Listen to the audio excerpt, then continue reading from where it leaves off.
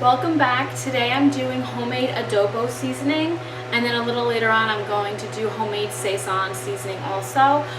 The reason for me making homemade, I know it's available on the shelf already done, but a lot of those pre-made spices have added preservatives and other chemicals in it that I'm trying to get away from.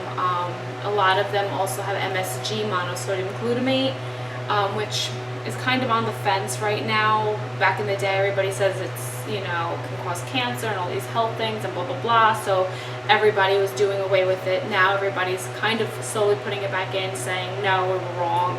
So why do we need another chemical for? We'll just nix it. I don't need it.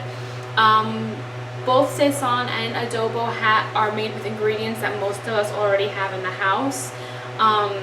And I don't know about you guys, but when I buy my spices, I buy them in the big, jars, just the plain black pepper, or plain oregano, or ground garlic powder. So I just, we're just going to scoop them out and do it like that. And it's really easy peasy. Then you can put in an airtight container and store it. And then, when you buy things on the shelf, they have, a sell-by date and things like that. But who knows how long it's really been sitting there. So this is a good way to use your big giant spices if you buy big giant spices, and make your own fresh. So we're going to just dive right into it. It's really easy, the adobo. There's only a few ingredients, believe it or not. And it's going to come out pretty much the same like the adobo that you would buy, canned or jarred on the shelf. And we're going to show you two different ways. The first way is just throwing everything into the bowl and mixing it up so it'll be a little bit coarser.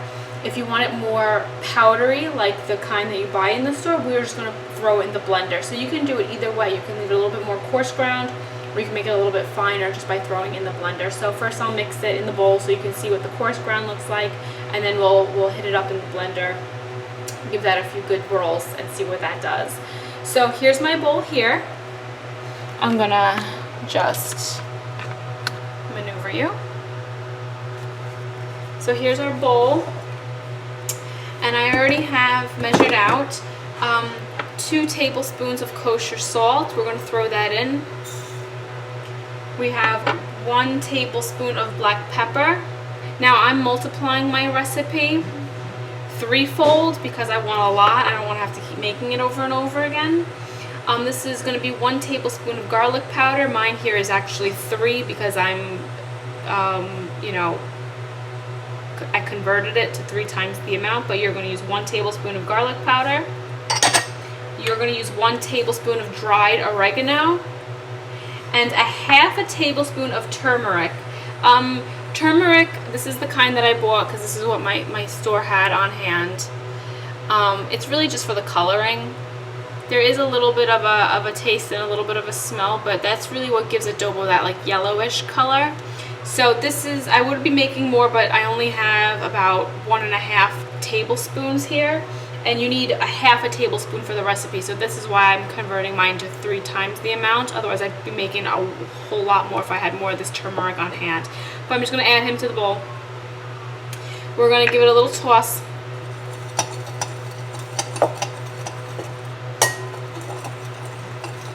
Now, also a little note on the salt is I know you need 2 tablespoons of kosher salt, or any salt really, but I'm going to use the kosher salt or sea salt. I have kosher salt, so that's what I'm using. You can use regular table salt, that's fine, it's a little thinner.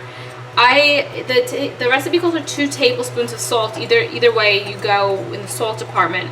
But I'm supposed to be using 6 tablespoons since I converted the recipe to 3 times the amount. I'm still only putting half of that because I don't want that much salt in my seasoning. Adobo in general is pretty salty, and that's what adobo is. It's like pretty much seasoned salt mixture.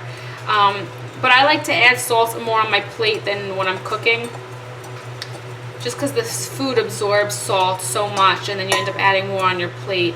Who needs all that sodium in their life? So here's what the coarse ground, or the regular just throwing it in a bowl and mixing it up, looks like. Pretty coarse. You can go ahead and use it just like that, or you can throw it in your blender, which is what we're going to do right now. So here's my blender. I got it already set up and ready to go. I'm just gonna add it in.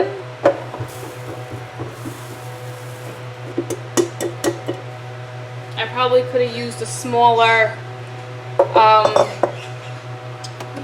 blender thing, but oh well. This is a Ninja blender, and I'm just gonna hit go.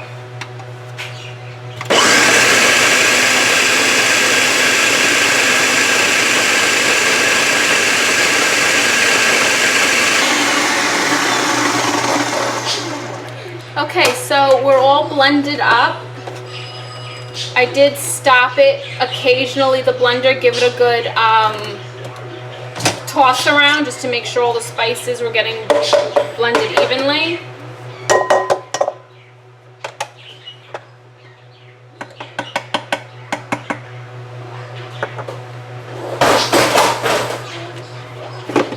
So I could let this go more to get it even finer, or you could even use, if you have a spice grinder, you can use a spice grinder, but this is pretty good for me and my family. So I'm just going to throw it back into the bowl so you can see. And it's all blended really fine. Smells just like regular adobo like you would buy.